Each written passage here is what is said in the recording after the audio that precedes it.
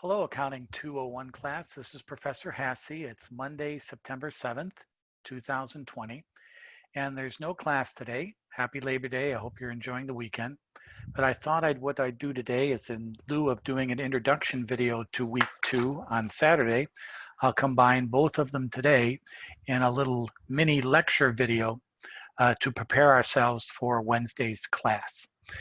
Today our topic is to complete the review problems of Chapter 1 and then just give a couple examples of what we have in store for us in Chapter 2. And I strongly urge you to prepare for Wednesday in Chapter 2 to understand the definition of a journal entry, the definition of the general ledger, and the definition of a trial balance. Three of the main topics of Chapter 2. Then over the course of the next two classes, Wednesday and next Monday, we're going to review these three problems, 2.1, 2.2, and 2.4a at the end of Chapter 2. So let's begin to take a look at our Chapter 1 accounting equation problems that we began to look at last week. There I am. Looking pretty good this Labor Day, really. Whew.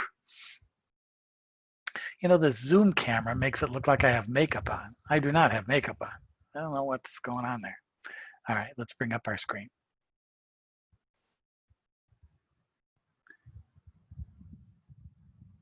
Okay, this is the problem we did in class last Wednesday, problem 1.4a. And this is the sample file that was posted to week 1 in Blackboard. And as you can see, we completed each transaction. If you remember that, I hope maybe some of you went ahead and tried to do it on your own. And then we completed, based on that information, the income statement, the retained earnings statement, and the balance sheet for that problem. In other words, the accountant for a company records the transactions and then prepares financial statements to tell the internal users of the company or the external investors or external users of the company what happened. And this is basically what we're going to be doing beginning in Chapter 2. The only difference is in Chapter 2, we put these transactions in what is called a journal entry and general ledger format. And we'll talk more about that this week. But so here's problem 1-4. And then I ask you to take a look at problem 1-2, and that's what we're going to do today in our lecture. It's basically the same problem. The only difference is that this company is not starting out anew. They've already been in existence. And coming into this month, they already have existing balances in their account. They have $9,000 in cash, $1,700 in accounts receivable, money owed them, $600 in supplies that they've purchased but have yet to use, and purchased equipment of $6,000. That's $17,300 of assets. They have an accounts payable balance of $3,600, meaning they owe $3,600, and they have an investment by investors of $13,000 in common stock. Plus, they have a retained earnings balance, the difference between revenue, expenses, and dividends of $700 coming into this new month. That's $17,300 of liabilities and equity. So they're in balance. So what we're going to do is we're going to do the 8 transactions of the new month given to us in our textbook, problem 1-2a. And then we're going to go ahead and I'm going to have you, for our class on Wednesday, go ahead and finish off the income statement, the retained earnings, and the balance sheet. We'll do these transactions today, then you go ahead and put this information together, very similar to what we did in problem 1-4a. But remember, we have to take into account these beginning balances. So we begin. Transaction number 1 of the new month for La Brava Veterinary Clinic. We paid $2,900 cash for the accounts payable due. Okay, so we're going to spend cash, paid cash, $2,900. And then we're going to reduce accounts payable by $2,900 because we paid the bill. Now we only owe $700. Very good. Transaction 2, we collected $1,300 of the accounts receivable. We collected. So that means we received cash, positive $1,300, and we reduce accounts receivable by $1,300 because they paid us what they owed us. All right. So that reduces what they owe us down to $400. Notice our accounting equation is still in balance. Transaction number 3, we purchased additional equipment for $2,100, paying $800 in cash, and the balance is on account. When it says on account, it means we owe the money, accounts payable. So we purchased $2,100 of additional equipment. We paid $800 in cash, reducing our cash by $800, and at the same time, we increase accounts payable by the difference, $1,300. So we purchased equipment, we paid cash, and at the same time, we now owe an additional $1,300 on account. Transaction 4, we recognized revenue of $7,300, of which $2,500 is collected in cash, and the balance is due in October. So we provided a service.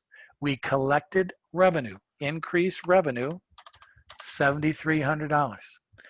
At the same time, we received $2,500 in cash, increase in cash, and at the same time, the balance of the money, the difference between $7,300 and $2,500, which I believe is $4,800, is owed us, and we be paid in the next month. So we increase receivable by $4,800.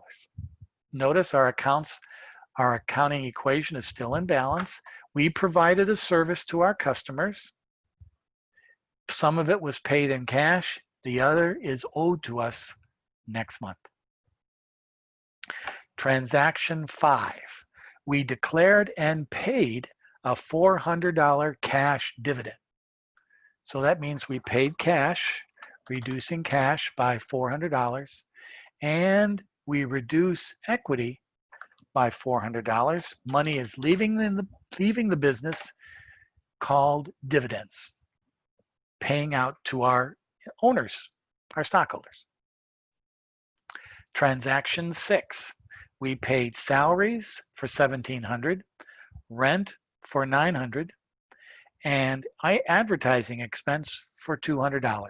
We paid, so that means we paid cash.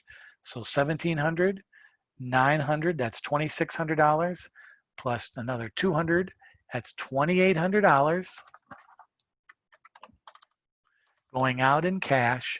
And under expenses, we reduce equity. Now let me put all those together. Equals minus $1,700 for salaries, $900 for rent, and $200 for advertising. So that's total $2,800. So money is leaving the business because services have been provided us, and we paid for it with cash. Notice our accounting equation is still in balance. Transaction 7, we incurred utilities expense for the month on account, $170. We incurred utilities expenses for the month on account, meaning we owe the money. No cash involved here. So we have a utility expense minus $700. Expenses are always negative, leaving the equity or leaving the company.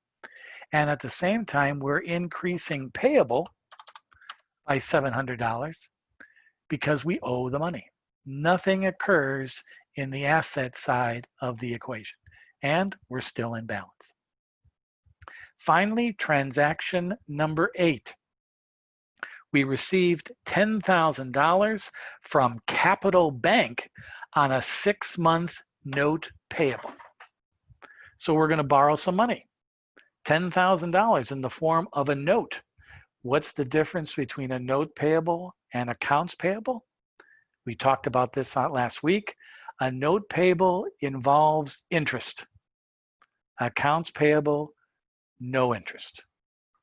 So we're going to receive cash, $10,000, and we're now going to owe $10,000 of a note to the bank, Capital Bank. And that's our transactions.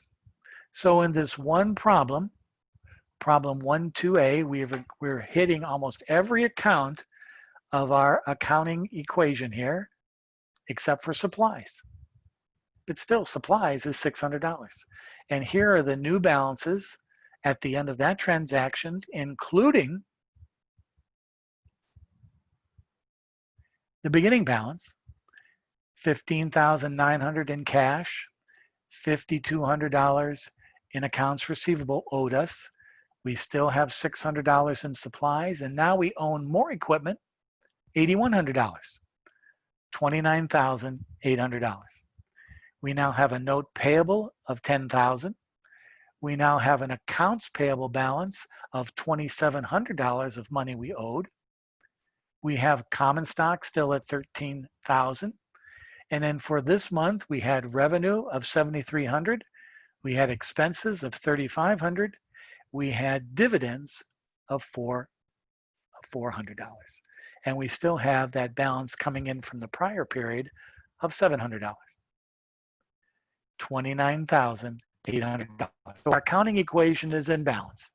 So now what I would like you all to do, and we'll do this in class on Wednesday, but I hope you have a chance to do it prior to Wednesday, is now take this information, which accounts go into the income statement, which accounts go into the retained earnings statement. Let me give you a little cheat sheet here. Have dividends there. There we go. And what accounts go into the balance sheet, and complete those. You can use problem 1-4A as your guide. So I'd like you to complete that for Wednesday, and I'm going to post this file to our week 2 review notes and files, so you can see this file all prepared, ready to complete, and it'll be in the week 2 file folder. So that's what I would like you to do for Wednesday.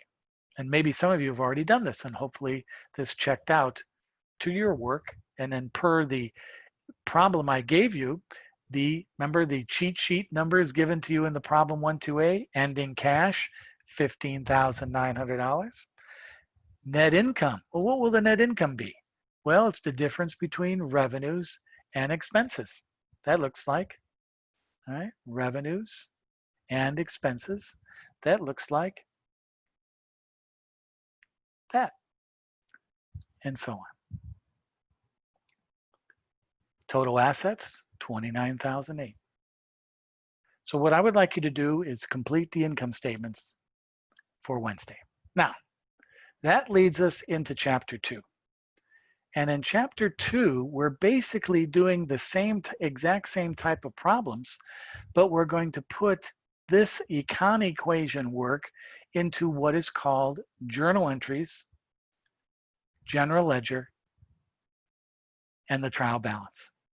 So right now, I'm going to do this problem in a format of chapter 2. And this will be our review and our lecture also to talk about on Wednesday.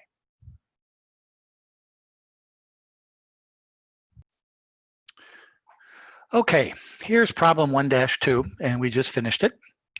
Now in chapter 2, how do we get these transactions in the accounting language? Because if we were any size company, it would be ridiculous to record every transaction this way. It just doesn't make sense. It'd be just too much. You just can't do it. So we have to convert it to what is called a journal entry. Now a journal entry is simply this, and I'm going to go over to this tab here. A journal entry is this. Each transaction is put into an entry where there's the date, the account involved, and a debit and a credit. A debit and a credit means only this: left-hand side of the equation, left-hand side of the account, right-hand side of the account. Notice over here, I've created a general ledger for problem 1-2A. Each account we used in that problem has an account, each with a left-hand side debit, each with a right-hand side credit. That's called the general ledger. The journal entry is recording each one of these transactions here, and then we post to the general ledger by transaction by account. So all it means is debits and credits are a way of putting these transactions into an organized accounting language. For example, on the asset side of the equation, the left-hand side of the account debit means you're increasing the equation. And the right-hand side of the account, a credit, means you're decreasing assets. On the other side of the accounting equation, liabilities and equity, it's the direct opposite. A debit is a decrease to the account, and a credit is an increase to the account.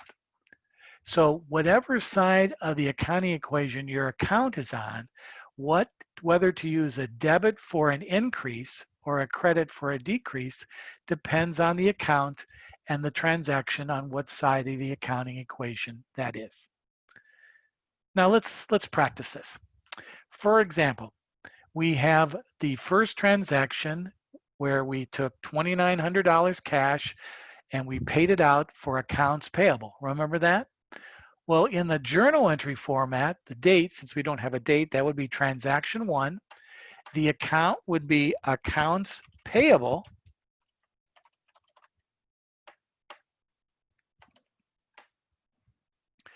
Debit $2,900 and cash credit $2,900. In accounting, it's usually to put the debit transaction on the top, the credit transaction below. But notice what I did. I debited accounts payable $2,900 and I credited cash $2,900. Go back to our original work. Remember, accounts payable was reduced. That's a debit. And accounts and cash was reduced. That's a credit. See how that works? Let's do transaction 2. Let me make these all centered so it looks nice and pretty. There we go. So let's take a look at transaction 2. Remember that transaction? We collected $1,300 of accounts receivable. Debit accounts receivable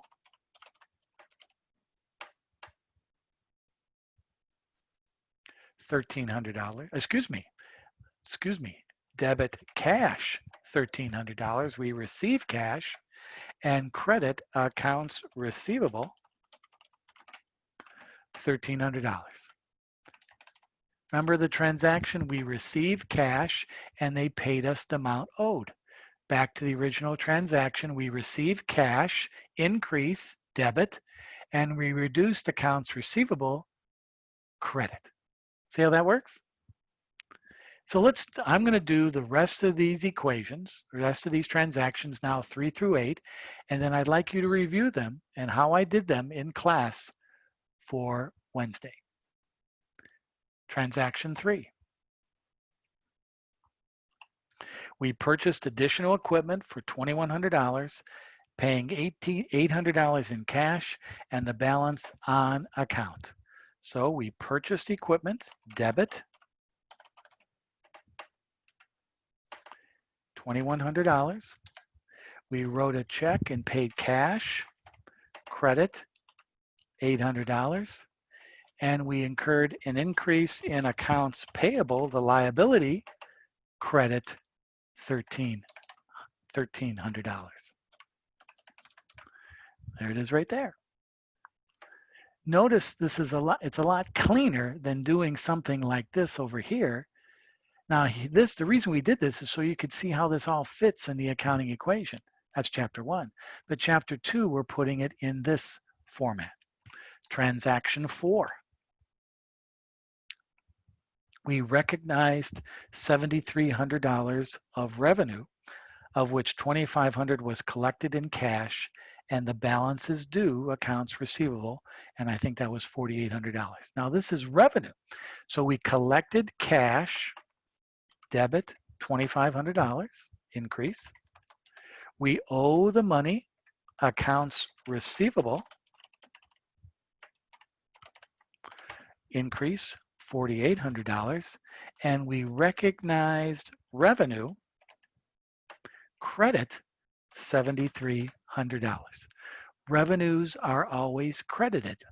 Money is coming in to the business, a credit.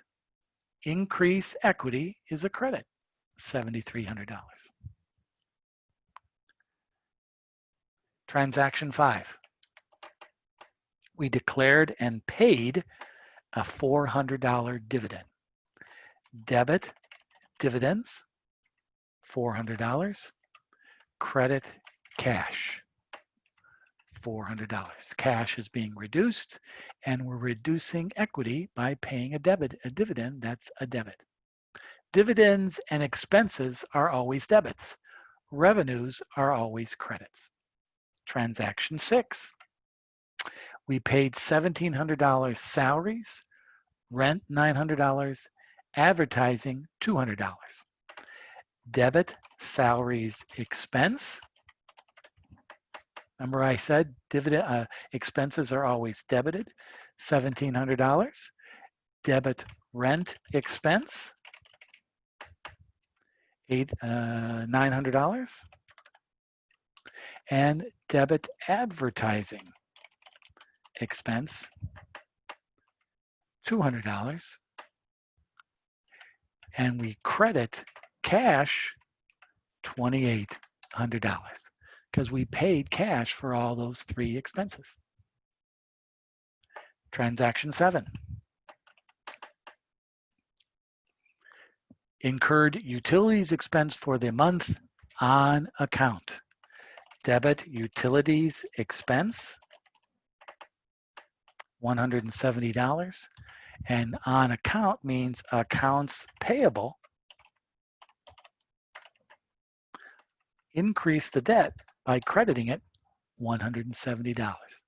You can always refer to this little cheat sheet up here. Notice I'm increasing liabilities, credit, and I'm decreasing equity, expense, debit.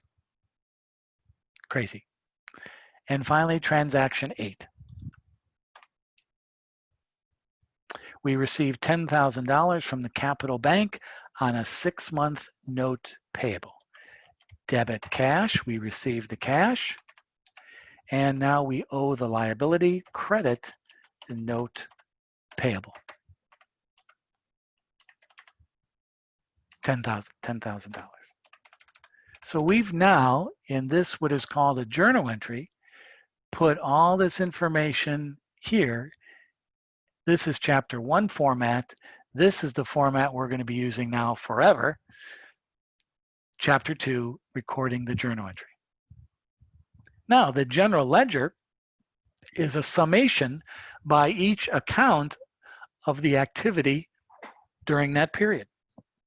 And so I've created accounts in our ledger for all the accounts in this problem.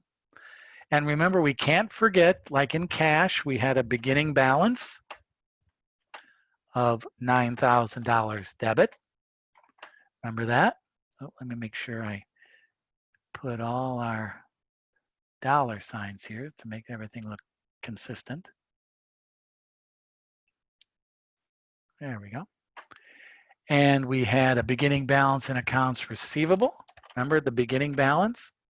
Beginning balance of $1,700 in accounts receivable. We can't forget those because that's what we're starting off the period with, and those are balances always existing in the account. We had supplies have a beginning balance of $600, debit. And we had equipment with a beginning balance of $6,000. Okay. We had accounts payable with a beginning balance of $3,600. We had common stock with a beginning balance of $13,000, and I just made a mistake. Accounts payable should be a credit balance, not a debit balance. There you go. And common stock with a credit balance of $13,000. And we had retained earnings with a beginning balance. And that would be a credit as well, $700. So that's how we start out the period. And now what we do is we're going to post these transactions to our general ledger. So for cash, transaction 1, we had a credit of $2,900. Transaction 3, we had a credit of $800. Transaction 4, we had a debit of $2,500. I'm just taking those transactions and summarizing them in the account. Transaction 5, we had a $400 credit. Transaction 6, we had a $2,800 credit. And in transaction 8, we had a debit of $10,000. All right. So that's the account activity during that month. So what I do now is I summarize those two columns. Let's put a little line here. All right, we summarize though. What's the total of the debits, including the beginning balance? So let's sum those up. We'll auto sum them. $21,500 in debits. Let's slide that over to get our credits. So our ending account balance in cash is the difference between debits and credits. So our ending balance would be the difference between the debits minus the credits. And so our account balance is $14,600. We'll highlight that in our cash account. And golly, let's go back to our original sheet. All right, oops, what did I leave out? I'm not matching. Yeah, this happens. What did I leave out? What, 2,900? Oh, I forgot transaction 2. Ah, Mr. Hassey. So let's just do this. We'll just create and slide this down, insert cells. To slide it down. Oh, did it too much. We'll just go here. We'll insert the slides and create another row. And there we go, transaction 2. And that we had, I forgot about that one. We had a debit of 1,300. There we go. And now, it's right. Notice I now have all the cash accounted for, and sometimes it's advisable just to tick these off as you post them to the general ledger. And it's the total, the difference between the debit column and the credit column is 15,009, and lo and behold, there we go, it matches. So what I would like you to do for Wednesday as well is to take these journal entries and post them to the ledger like I just did.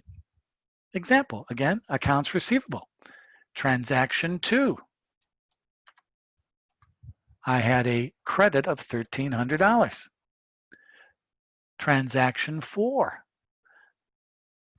I had a debit of $4,800. And that's it. All right.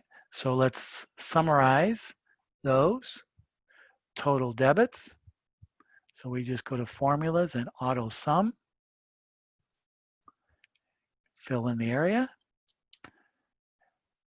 Slide that over to copy that formula. And then our ending balance will be the difference between debits and credits. $5,200. Make that a bold so it stands right out. And let's make sure it matches. There it is. And there we've done receivable. We've now posted the entries to the general ledger. And I talk about this in the textbook, and it can get kind of confusing. So what I want you to do is now go through the rest of these. You don't have to do any posting to supplies because we had no activity, and post these to the various accounts. And then the last thing we'll talk about this problem and chapter 2 on Wednesday is after we post the journal entries, after we post to the general ledger, we create what is called a trial balance, which is a listing by account of each ending balance. The trial balance would be showing all the balances in cash, receivables, supplies, equipment, notes payable, and so on.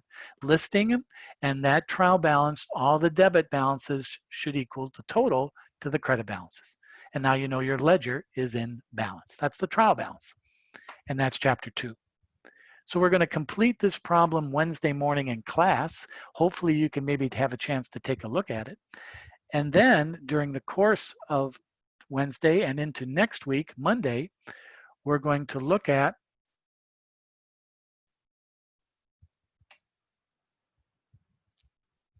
problems 2.1, 2.2, and 2.4, which is more practice of what we just did. So that is our work for this week number 2. On finishing out problem 1.2a in the accounting equation, and then taking 1.2a and applying it to chapter 2 topics, converting those into journal entries, general ledger, and trial balance. And that's our work for Wednesday. So I think this gives you a great start to our week number 2 and our class on Wednesday. Please review this and look at it and come prepared to class on Wednesday.